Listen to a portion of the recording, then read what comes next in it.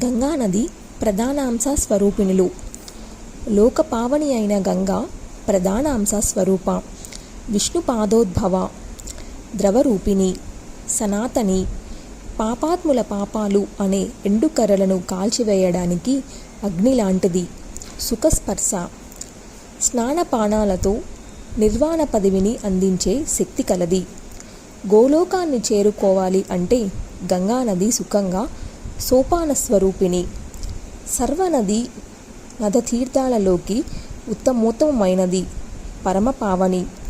శివుడి జటాభారానికి కొసను వేలాడేట్టు అలంకరించిన ముత్యాల దండ.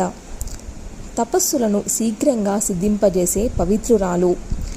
వెన్నెలలాగా, పాలలాగా, పద్మంలాగా స్వచ్ఛమైన నీళ్లతో శుద్ధ సత్వస్వరూపిణి. నిర్మల, నిరహంకార, సాధ్వి, నారాయణ ప్రియ. మరొక ప్రధానాంశ స్వరూపిణి తులసి, విష్ణుకామిని, విష్ణుభూషణ రూప, విష్ణు పాదస్థల నివాసిని. తపస్సంకల్ప పూజాదులను సిద్ధింపజేసే శక్తి కలది. పత్ర పుష్పాలలోకెల్లా ఉత్తమోత్తమైనది. దర్శన స్పర్శనలతో నిర్వాణ పదవిని ప్రసాదిస్తుంది. కలియుగంలో కలుషాలను దహించే అగ్ని. సకల తీర్థాలను పవిత్రీకరించే పరమపావని. ఆత్మశుద్ధి కోసం తులసి దర్శన స్పర్శనాలను సకల సృష్టి ఆకాంక్షిస్తూ ఉంటుంది. తులసి లేకపోతే సత్కర్మలు కూడా నిష్ఫలమవుతాయి. తులసి మోక్షప్రద, సర్వకామద. భారత భూమిలో అవతరించిన కల్పవృక్షం. మరొక ప్రధానాంశ స్వరూప మానసాదేవి.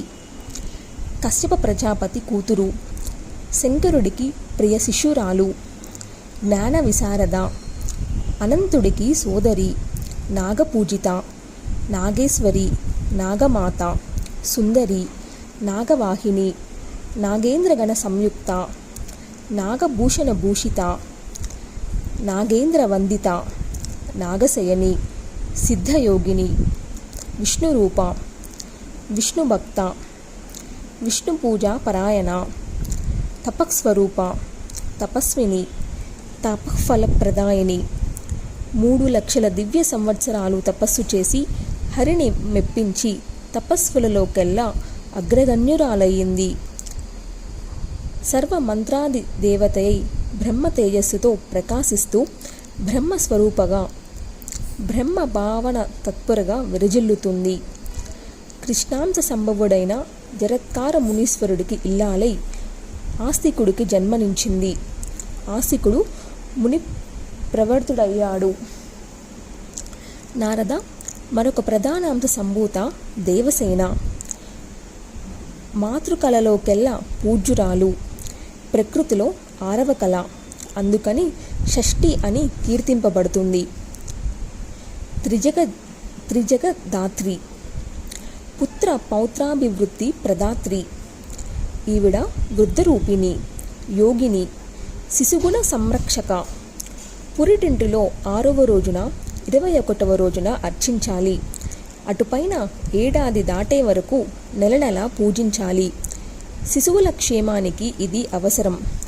ఈ దేవసేన దయారూపిణి, మునివందిత, స్థల జల అంతరిక్షాలలో శిశువులకు రక్షణకారిణి. మరొక ప్రధానాంశ స్వరూపిణి మంగళచండిక. ఈవిడ ప్రకృతి ముఖం నుంచి ఆవిర్భవించింది. సర్వమంగళప్రద, సృష్టి విధానంలో మంగళరూప, సంహార సమయంలో కోపస్వరూప. అందుకే పండితులు ఈమెను మంగళచండిక అన్నారు. ప్రతి మంగళవారం నాడు ఈ చండికను పూజించాలి. పుత్ర, పౌత్ర, ధన, మంగళ, ఐశ్వర్య, యశఃప్రదాయని అవుతుంది.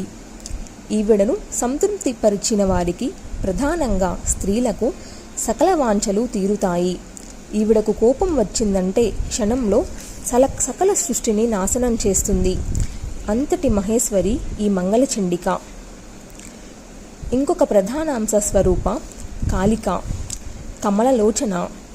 ఆది పరాశక్తికి నుదుటి నుంచి ఈవిడ అవతరించింది. శంభుని శంభులతో భీషణ సంగ్రామం చేస్తున్న సమయంలో ఆవిర్భవించింది. తేజస్సులో, గుణంలో, శక్తిలో ఈ కాళిక ఆ దుర్గాదేవిలో అర్ధాంశానానికి సమానురాలు. ఈవిడ రూపం కోటి సూర్య సమయంగా జ్వాల్యమానంగా ప్రకాశిస్తూ ఉంటుంది. అంశ సంభవులైన శక్తి స్వరూపిణులందరిలోకి ఈ కాళిక ప్రధానురాలు, అందరికన్నా బలవంతురాలు, సర్వసిద్ధిప్రద, యోగరూపిణి, కృష్ణ భక్త, తేజో విక్రమ గుణాలలో కృష్ణతుల్య. కృష్ణ భావన కారణంగా ఈవిడ కృష్ణవర్ణంలోనే ఉంటుంది. ఒక నిట్టూర్పుతో సర్వ బ్రహ్మాండాలను సంహరించగలదు. మహారాక్షసులతో యుద్ధమంటే ఈ కాళికకు ఒక వినోద క్రీడ. ధర్మార్థ కామ మోక్ష ప్రదాయిని. బ్రహ్మాది దేవతలు, మునులు, ఋషులు ఈవిడను నిరంతరం స్తుతులతో, పూజలతో సంతృప్తిపరుస్తుంటారు.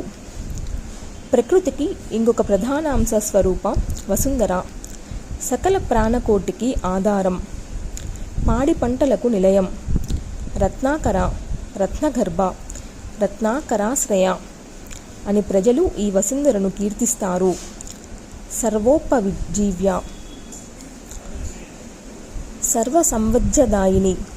ఈ వసుంధర లేకపోతే చరాచర జగత్తు నిరాధారమైపోతుంది. నారద, ప్రధానాంశ సంభవులైన ప్రకృతి కళారూపిణుల గురించి చెప్పాను. ఇంకా ఏ ఏ శక్తులు ఎవరెవరికి భార్యలో చెబుతాను, అది కూడా తెలుసుకో. స్వాహాదేవి అగ్నికి ఇల్లాలు. ఆవిడ లేకుండా దేవతల సైతం ఆవిర్ధానాన్ని స్వీకరించరు. దక్షిణాదేవి యజ్ఞపత్ని. స్వధాదేవి పితృదేవతాపత్ని. ఈవిడను పూజించకుండా చేసిన పితృదానాలు నిష్ఫలమవుతాయి. స్వస్తిదేవి వాయుపత్ని. ఆదాన ప్రదానాలను సఫలం చేస్తుంది. పుష్టిదేవి గణపతికి పత్ని. ఈవిడను అర్చించకపోతే స్త్రీలు, పురుషులు క్షీణించిపోతారు. తుష్టిదేవి అనంతపత్ని. సకల దేవతలు, సకల లోకాలు సంతృష్టి చెందేది ఈవిడ అనుగ్రహంతోనే. సంపత్తిదేవి ఈనాశపత్ని. ఈవిడ అనుగ్రహం లేకపోతే లోకాలన్నీ దారిద్ర్యంతో అలమటిస్తాయి. ధృతిదేవి కపిలపత్ని. ఈవిడను అర్చించకపోతే అధైర్యంతో వణికిపోవాల్సి వస్తుంది. సతీదేవి సత్యపత్ని.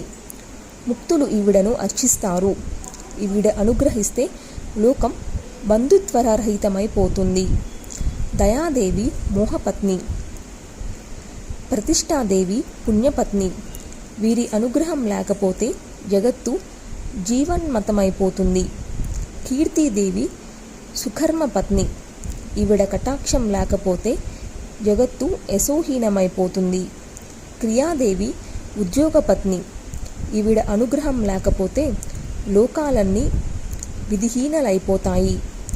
మిథ్యాదేవి అధర్మపత్ని. ధూర్తులు ఈవిడను పూజిస్తారు. ఈవిడ అనుగ్రహిస్తే విధి నిర్మితమైన సృష్టి అంతా విచ్ఛిన్నమవుతుంది. సత్యయుగంలో ఈవిడ కనిపించదు. త్రేతాయుగంలో సూక్ష్మరూపిణిగా ఉంటుంది. ద్వాపరంలో సగం శరీరంతో దాగి ఉంటుంది. కలియుగంలో మాత్రం మహాప్రగల్భురాలై, బలవంతురాలై స్పష్టంగా సర్వత్రా వ్యాపించి ఉంటుంది. ఇంటింట కపట రూపంలో సోదరులతో సమానంగా సంచరిస్తూ ఉంటుంది. నారద, శాంతాదేవి, లజ్జాదేవులిద్దరూ సుశీల పత్నులు. వీరు లేకపోతే జగత్తు ఉన్మత్తమైపోతుంది. బుద్ధి, మేధ, ధృతిదేవులు ముగ్గురు జ్ఞానపత్నులు. వీరు అనుగ్రహం లేకపోతే జగత్తు మూఢమవుతుంది. మూర్తిదేవి ధర్మపత్ని. కాంతి స్వరూప, మనోహర. ఈవిడ లేకపోతే విస్మాత్మకుడైన పరమాత్మ కూడా నిరాధారుడైపోతాడు. ఈవిడ శోభారూప, లక్ష్మీ కళరూప, శ్రీరూప, మూర్తిరూప, మాన్య, ధన్య. ఇక నిద్రాదేవి కాలాగ్ని రుద్రపత్ని. రాత్రిపూట యోగశక్తితో లోకాలను ఈవిడ ఆశ్రయిస్తుంది. కాలానికి రేయి, పగలు, సంధ్య అని ముగ్గురు భార్యలు. వీరు లేకపోతే బ్రహ్మదేవుడు కూడా కాలాన్ని లెక్కించలేడు. క్షుత్పిపాసాలు లోభపత్నులు. వీరి వల్లనే లోకంలో చింతాతరమవుతుంది. తేజస్సుకి ప్రభ దాహికలిద్దరు భార్యలు, కన్యలైన మృత్యుంజరాదేవిలిద్దరూ ప్రజ్వర పత్నులు. వీరి వల్లనే జగత్తు క్షీణిస్తుంది. నిద్ర, తంద్ర, ప్రీతిదేవులు ముగ్గురు సుఖపత్నులు. సకల ప్రాణకోటిని అలసట నుంచి తీర్చి ఉత్తేజపరుస్తుంటారు. శ్రద్ధాభక్తులు వైరాగ్య భార్యలు. వీరి కారణంగానే లోకం జీవన్ముక్తమవుతుంది. దేవతాజననిగా అదితి, గోవులకు తల్లిగా సురభి, దైత్యజననిగా దితి, నాగమాతగా కద్రువ, పక్షిజననిగా వినితాదేవి ప్రకృతికి కళాంశ సంభవులుగా సృష్టి విధానంలో ఉపయోగపడి కీర్తింపబడ్డారు. ఇంకా ఇటువంటి కళాంశలు చాలా ఉన్నాయి. వాటిలో కొన్ని చెబుతాను, తెలుసుకో. చంద్రపత్నిగా రోహిణీదేవి, సూర్యపత్నిగా సంజ్ఞాదేవి, మునిపత్నిగా శతరూపాదేవి, ఇంద్రపత్నిగా సచీదేవి, బృహస్పతి భార్యగా తారాదేవి, వశిష్ఠుడి ఇల్లాలుగా అరుంధతీదేవి, గౌతమి స్త్రీగా అహల్యాదేవి, అత్రి భార్యగా అనసూయాదేవి, కర్దమ జననిగా దక్షపత్నిగా దేవహూతీదేవి, ఇంకా ఇలాగే మాససి, మేనక, విద్యావళి, లోపాముద్ర, కుంత్రి, కుబేరకామిని, వరుణాని, దమయంతి, యశోద, దేవకి, గాంధారి, ద్రౌపది, సౌప్య, సత్వవతి, వృషభానుప్రియ, రాధామాత, మందోదరి, కౌసల్య, సుభద్ర, కౌరవి, రేవతి, సత్యభామ, కాళింది, లక్ష్మణ, జాంబవతి, డాగ్నజితి, మిత్రవింద, రుక్మిణి, సీత, యోజనగంధ, భానుపుత్రి, చిత్రలేఖ, ప్రభావతి, భానుమతి, మాయావతి, రేణుక, రోహిణి, ఏకనంద. వీరంతా ఆదిపరాశక్తి దుర్గకు అంశ సంభావులే. ఇంకా లోకంలో ఉన్న గ్రామ దేవతలంతా కళాంశ సంభవతులే. లోకాలకు ప్రియం కలిగించే తల్లులే. నారద, లోకంలో స్త్రీలంతా అమ్మవారికి అంశావతారాలే కనుక స్త్రీలను అవమానిస్తే ప్రకృతిని పరాభవించినట్టే. వారిని అర్చించిన వనితను పతిపుత్రవతులై సుఖ సంతోషాలు పొందుతారు. వస్త్రాలంకార చందనాదులతో కుమారీ పూజ చేసిన ముత్తైదువులకు అర్చించిన అది ప్రకృతి మాతకు చేసిన ఆరాధనగా మంగళప్రదమవుతుంది. నారద, ఈ ప్రకృతి కళాంశ సంభూతులైన స్త్రీమూర్తులలో ఉత్తమ, మధ్యమ, అధమ భేదాలున్నాయి. సత్వగుణ ప్రధానులై సౌశీల్యంగల పతివ్రతలు ఉత్తమ శ్రేణికి చెందుతారు. రజోగుణ ప్రధానులై సుఖ సంభోగ వివసులై స్వకర్య తత్పరులై స్త్రీలు మధ్యమ శ్రేణి. తమోగుణ ప్రధానులై అజ్ఞాతలకు సంభవాలై దుర్ముఖులై కలహప్రియులై ధూర్తలై స్వతంత్రులై కుల గౌరవ వినాశకులారై అధమ శ్రేణికి చెందుతారు. భూలోకంలో వేశ్యలు, స్వర్గలోకంలో అప్సరసలు ఈ కోవెలోకి వస్తారు. వీరిలో దుర్గాదేవిని ప్రప్రథమంగా సురతుడు అర్చించాడు. అటుపైని రావణవధ సమయంలో రాముడు ఉపాసించాడు. ఈ దుర్గా దక్షుడికి కూతురిగా జన్మించి దానవ సంహారం చేసింది. శివనింద వినలేక, తండ్రి ఇంటిలో జరిగిన అవమానాన్ని తాళలేక దేహం చాలించింది. హిమవంతుడికి పార్వతిగా జన్మించింది. తపస్సు చేసి శివుణ్ణి భర్తగా పొందింది. కృష్ణ స్వరూపుడైన వినాయకుడికి విష్ణు కళాంశ సంభవుడైన కుమారస్వామికి జన్మనిచ్చింది. మరొక కాలంలో సావిత్రి రూపిణిగా అశ్వపతి పూజలు, లక్ష్మీ రూపిణిగా మంగళభూపాలుడి పూజలు మున్ముందుగా అందుకుంది. ఆ పైని సర్వదేవతలు, సకల మునీశ్వరులు అర్చించారు. అలాగే సరస్వతీ రూపంగా బ్రహ్మదేవుడి సేవలు అందుకుంది. దేవ దైత్య మానవ జాతులతో సేవింపబడింది. అటుపైన ఆది పరాశక్తి రాధాదేవిగా గోలోకంలో రాసమండల పూజలు గైకొంది. కార్తీక పూర్ణిమ నాడు శ్రీకృష్ణుడు గోపి గోపక బృందంతో ప్రథమార్చన చేశాడు. ఆ పైని నారాయణుడు ఆజ్ఞ మేరకు బ్రహ్మాది దేవతలు ధూప దీప నైవేద్యాది సకలోపచారాలు చేశారు. భూలోకంలో సుయుగ్నుడు అర్చించాడు. పుణ్యక్షేత్రమైన భారతదేశంలో గ్రామ గ్రామాన నగర నగరాన శంకరుడి ఆజ్ఞ ప్రకారం పరాశక్తుల పూజలు నేటికీ సాగుతున్నాయి.